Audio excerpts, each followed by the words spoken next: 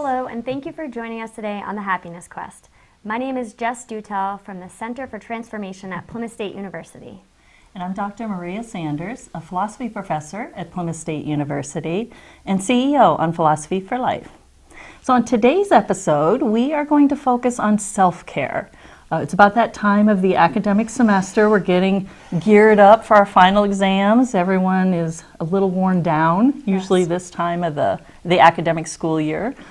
So self-care in this context refers to those things that really can offset triggers that can trigger unhealthy either consequences or illness or even behaviors. So I'll start with probably the most obvious one, and that is getting enough sleep. How much sleep? I sleep every day. Every night. Mostly. I need a good 8 hours. Really? I'm one of those, yeah. Are you able to get 8 hours every day? Typically, I make it happen, usually. I'm always between impressed by 7 that. and 8, between 7 and 8. But I had a difficult time, of course, when my 3 kids were babies, when they were infants, and they were waking up every 2 hours because they need to be fed. But I got through that, and thankfully they are remarkable sleepers, which means that I can also be a remarkable sleeper. I do like to have at least 7 to 8 hours, though. See, I would like 7 or 8. I usually get closer to 4 to 5, but I really feel it now if it's less than 4. And when I was younger, I could pull the all-nighters. Usually didn't want to go more than 2 in a row, but I could do it. By the second day, not necessarily performing to my full ability. Your potential. But now I find as I'm a little older, I can't even pull the all-nighters. And I really feel it. And I can actually feel the physiological side where I feel ill if I don't have at least 4 hours sleep. But usually if I get a good 5 to 6 hours, that's about it. Longer than that, I'm literally just avoiding getting out of bed. Well, I think that's what I do. I avoid getting out of bed. But I go to bed earlier, right? And don't get me wrong, on New Year's Eve, I can stay up until 2 a.m., but I'm sleeping in the next day. I need sleep. It is really important, though, because we do find, even though, like I made mention, when I was younger, I could pull the all-nighters. The reality is, it's not good for any of us at any age.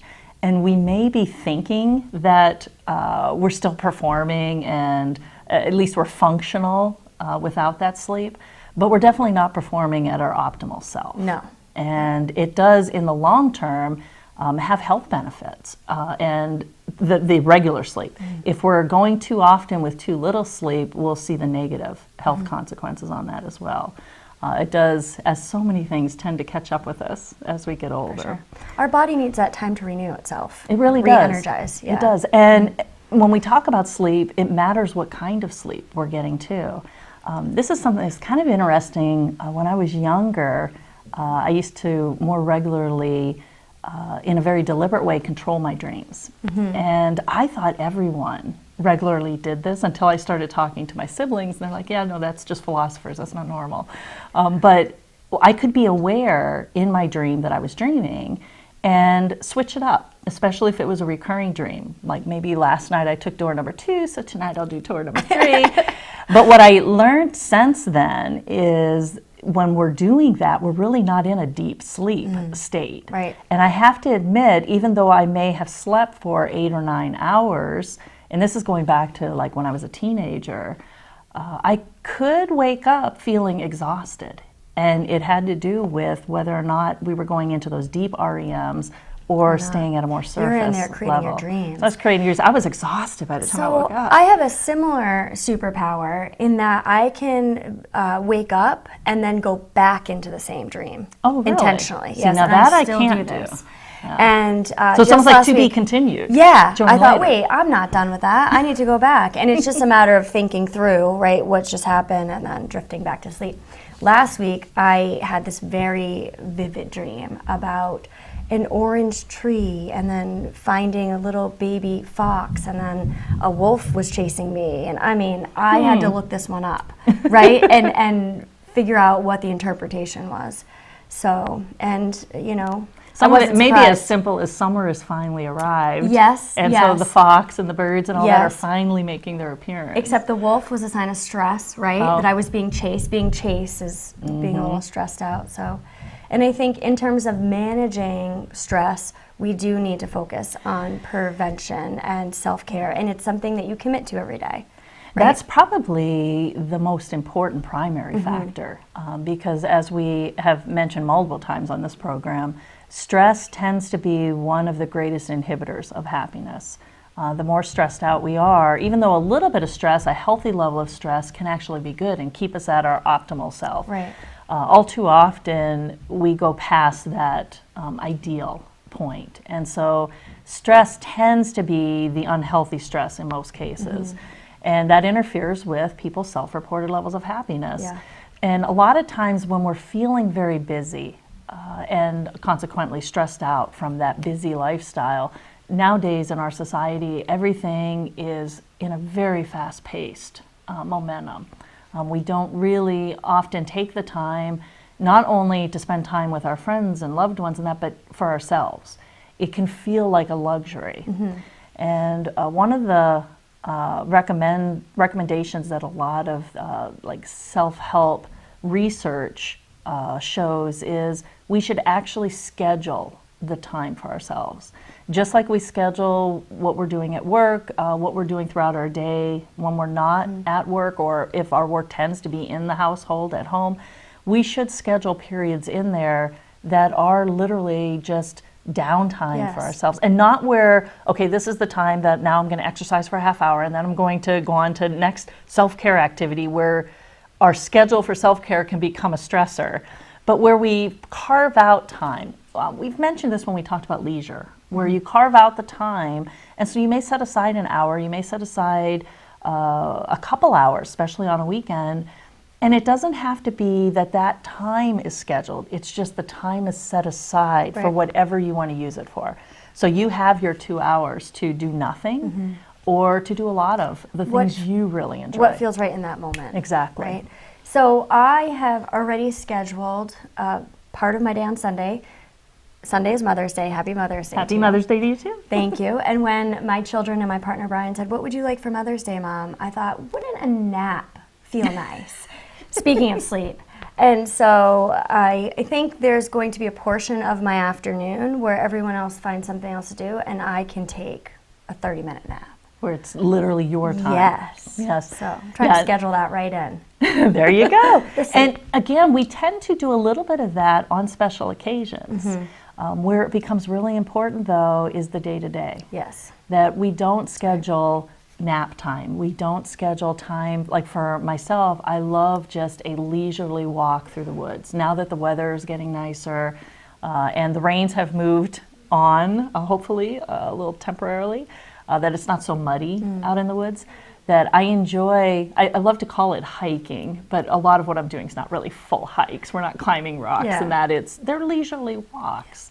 But having the kind of the nature, the environment all around me, that feels like a nap to me. It feels like that re-energizing in the moment. Yeah. So yeah, we have to make time for those periods, and not just on special occasions, but really in our daily routine, so that we don't forget to feed our own health. Speaking of feeding our health, feeding our soul. Yes, feeding our soul. We recently did a show on actual nutrition and the happy foods that feed our body. But feeding our soul is as important, if not in many cases more important, than feeding our body. What kind of things do you do that really feed your spiritual self, your soul, the being of who you are? So every morning I get up before my family and set my intentions for the day, listen to a meditation. In fact, right now I have my alarm set to a meditation that goes off. So I wake up to that. It's lovely.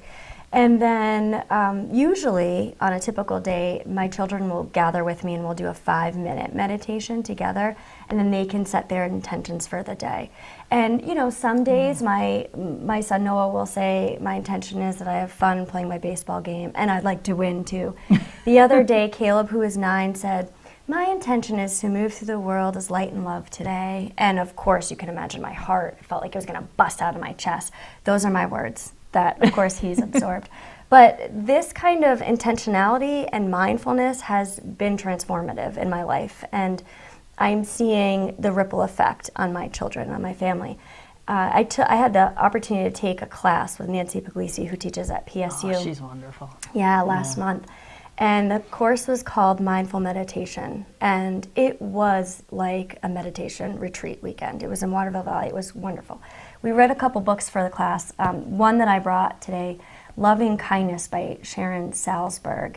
This is an amazing book. I've never read that. Amazing. And speaking of happiness, in fact, if you look, I highlight and write everywhere, but one of these pages, Happiness Quest, related to what I'm working on with Maria, a quote that I found inspiring, Sharon wrote, "The path to true happiness is one of integrating fully accepting all aspects of our experience." And she talks about not necessarily, we've discussed this in the past, not placing judgment, this is positive, this is negative, just being there and experiencing it and allowing this idea of not resisting and just allowing experiences to unfold. And there's a lot of research that meditation has physical benefits for us as well. Well, and also there's a lot of research on the idea you just mentioned, being present and living in the moment and just being. Right. And all too often, it's almost as if the human being's hardwired to make judgments. Yeah. And some of that is our survival instinct. Right. You know, is this a threat? Is this not a threat? But in our more complex societies, when we rush to judging the events, the activities, the situations that we're in, or the people that we meet, quite often we get it wrong because it's not a survival situation or this flight or fight type mentality.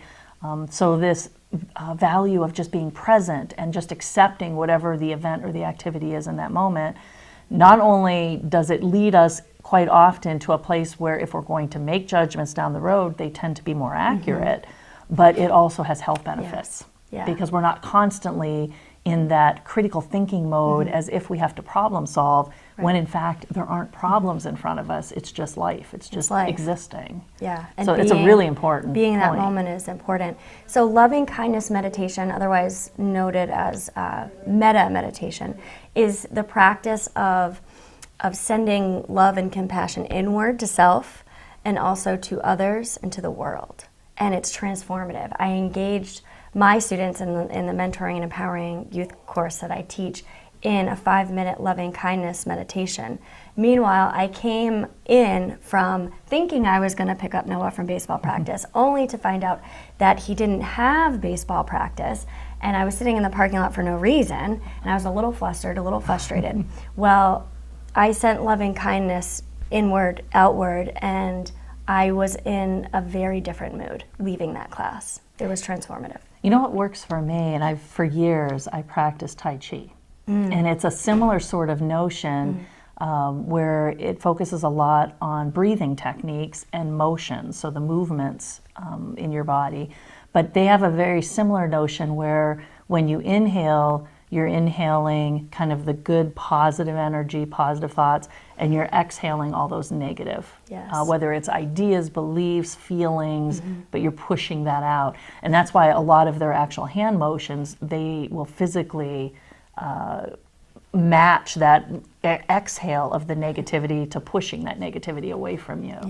And that's usually how I like to start my day in the morning. Same sort of thing before the kids get up in the morning. And it does center not only my being in the moment, but it helps to center my intentions for the day. And ground yourself in that. So it you does, move through your day. There's a difference. I mean, I don't know if you miss some mornings, but when I miss, I feel it. All bets are off if I miss. I end up chasing myself through the day, trying to just hold it together. There's definitely an impact. Yeah. So another book I brought called Full Catastrophe Living by John Kabat-Zinn talks about the extensive scientific research done on the benefits of mindful living and meditation. And the benefits it has both physically, right, and emotionally, mentally. And one quote that I found really intriguing from the book is he says, "None of us hopefully will be cultivating mindfulness for the sake of generating colorful brain scans," although meditation does generate colorful brain scans. Even though the practice of mindfulness may very well result in beneficial changes, not just to the activity in certain regions of our brain, but in the very structure of the brain and its connectivity, right? But he goes on to say, our motivation for cultivating mindfulness, should you choose to pursue it in your own life, will need to be much more basic, perhaps to live a more integrated and satisfying life, to be healthier and perhaps happier and wiser. Well, and I like that he has this at least window for personalizing it. You know, that is so important. I think about Socrates, the ancient Greek philosopher's words, you know thyself. Always begin by knowing what lights you up, what works for you, what you're going to find relaxing or centering, and what's not going to work. And this is really true, I found for myself with meditation, because there's so many different types of meditative practices. Yes. And for years, I tried the probably what you think traditional, cross the legs and humming. It never worked for me. I'm going to fully admit. I was the one who halfway through is like peeking as everyone's eyes are closed. It's like, is everyone still doing this? Because I didn't feel it. It wasn't working. Are we almost done here? It's like, or my mind would start moving to my checklist for the day, the exact opposite of what you're supposed to be doing. It didn't clear my mind, it cluttered it. And so it wasn't until really several years later that I was speaking with a group that really meditated in different ways, and they were sharing the different forms of their meditation, that I really came to realize and know myself a little better. I have to move, that any sort of motion really works for me and helps to ground it. And I think it's why the Tai Chi works for me, because there's motion involved. But when it comes to meditation, I enjoy the labyrinth walking.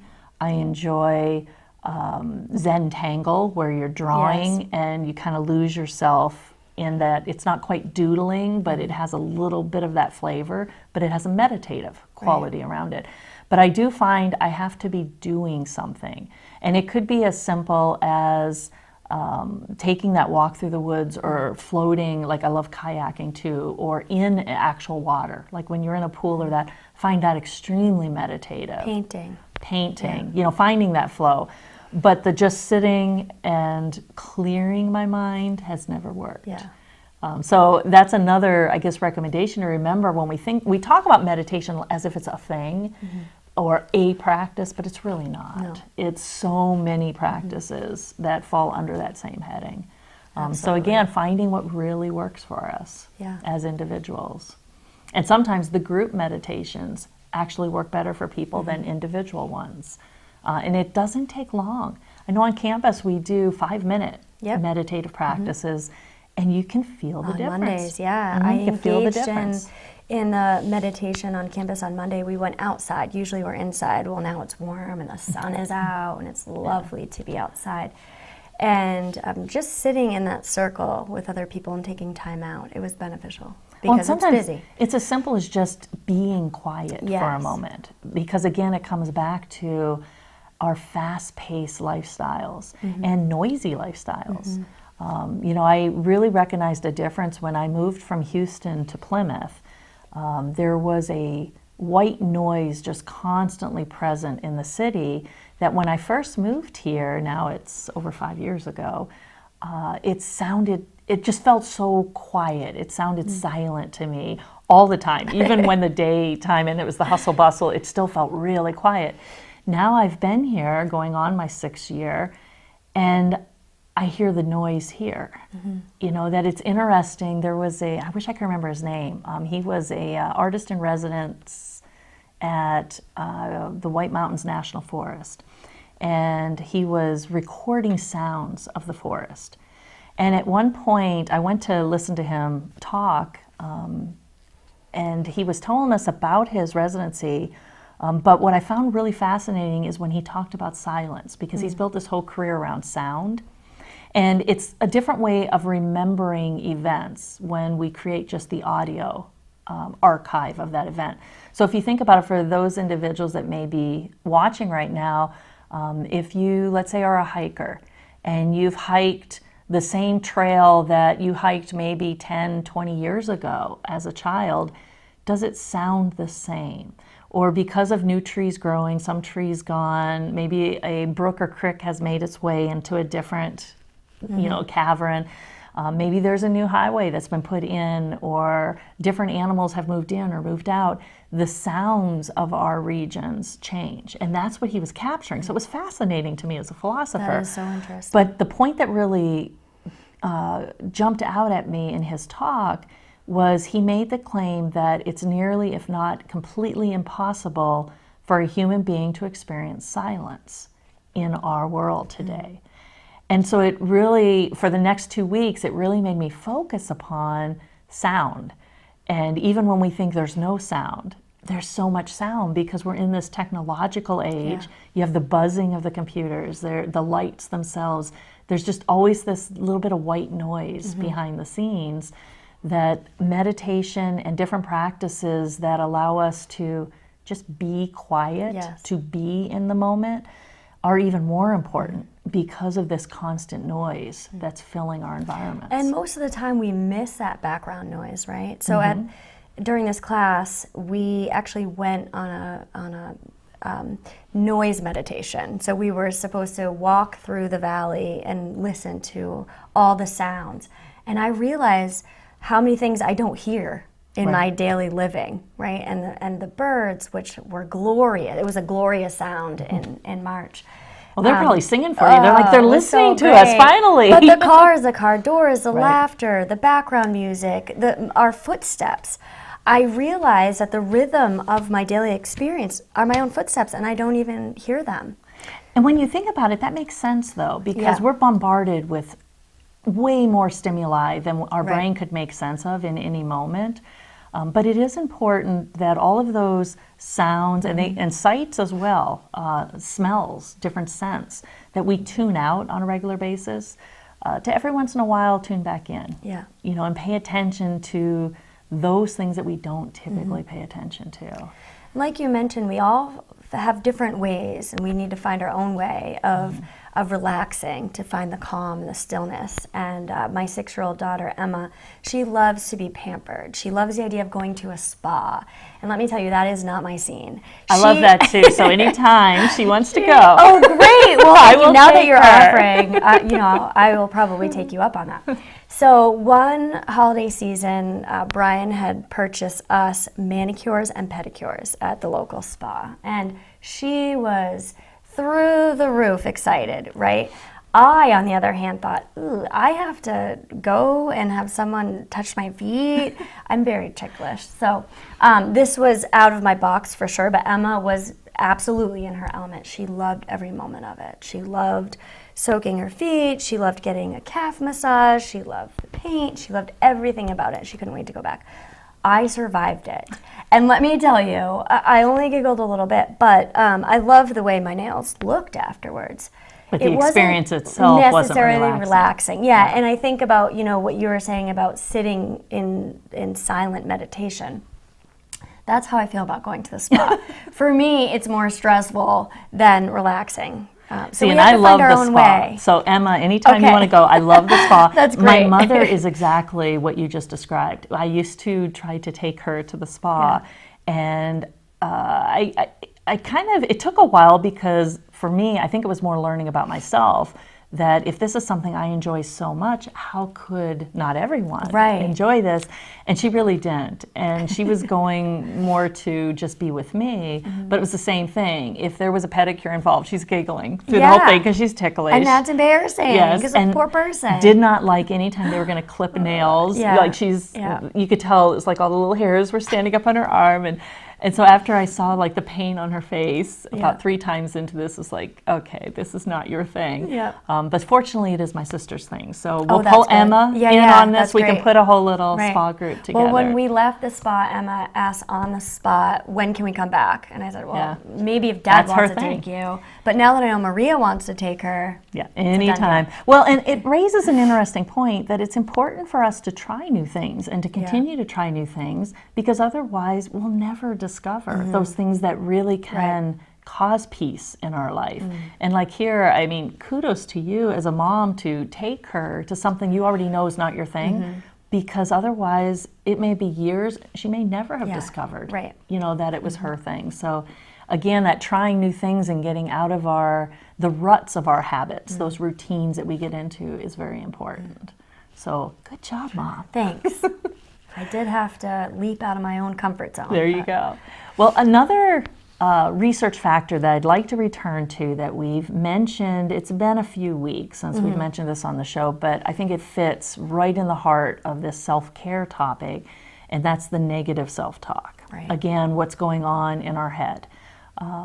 As we've mentioned before, we can be our own worst enemies. We know all the buttons to push to really hit where you're going to get the most return, whether it's positive or negative. You know yourself better than anyone else does. And so it's very important to be aware, just like we were saying, there are a lot of sounds that we miss on a regular basis because we're tuning them out. We need to likewise be aware of the sounds in our head, that self-talk and how we talk to ourselves, that what researchers are finding for most individuals, they spend more time negatively talking to themselves than positively. So a lot of the messaging that we're sending to ourselves tends to be very, very negative and without cause to be that negative. We tend to exaggerate things as we're pushing it internally. I know I've given this advice on air before, but the idea of thinking about how you talk to yourself and projecting it to would you tolerate that exact same dialogue if you saw someone saying it to someone outside of yourself, to another individual, or to a child. Because a lot of times when we're talking to ourselves, it's the inner child we're talking to, not necessarily our current adult self. It's that hurt self from the past. And how important it is then to be that observant presence and to catch ourselves in those moments, because we're going to have those moments, right? But to be aware of them and to soften that and to be gentler with ourselves. And quite often, just being aware of it is enough. As soon as we become aware we're in that kind of negative role again, it clicks us out of it. Right. But it is important to pay attention to what's going on in our heads again and how we're talking to ourselves. So when we think about the various ways to be gentle with ourselves and to make time for ourselves, one thing to keep in mind with that is it doesn't have to always be in isolation. It doesn't have to be alone. You may find that your most relaxing times are when you're with your family, your loved ones, your friends. I know for me that's true. Yeah. That although there are some times that I like that quietness of being alone, I have to admit when I think back on most of my happiest memories, they're with my children. And so it wasn't necessarily when I was alone or times where I'm engaged in individual activities. So self-care, when we think about self-care as a category, it doesn't necessarily mean that this is me time and no one else can be involved. Your me time might actually be time with your friends. The people that you love the most in your life, One of the things I'm so excited about with summer finally arriving here in New Hampshire is I have a group of wonderful women that we golf together. It started as a golfing league. And golfing's going to start up again, because the snows are finally moved on, the mud season is finally drifting to the past.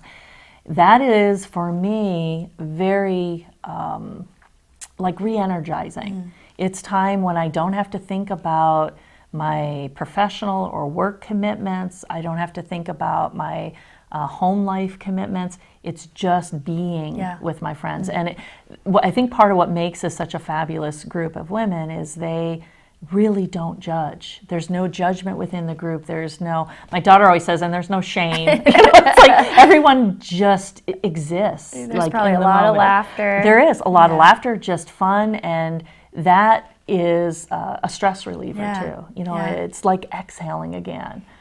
So I'm looking forward to golfing again, even though the scores may not always be high. And that doesn't matter. It's the connection that's you what receive, it is, time with friends. And how important it is to have a connection inward with self.